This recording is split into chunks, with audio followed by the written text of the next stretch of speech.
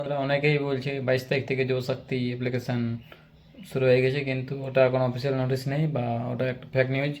চলো আমি দেখিয়ে দিচ্ছি অফিসিয়াল যে ওয়েবসাইট আছে সেখানে কি নোটিশ বেরিয়েছে, ঠিক আছে।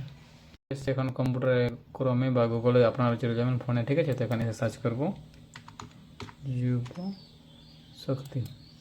দেখুন যুবশক্তি, দেখুন যুবশক্তি যে গভর্নমেন্ট পোর্টাল বাংলা যুবশক্তি, এখানে ক্লিক করব।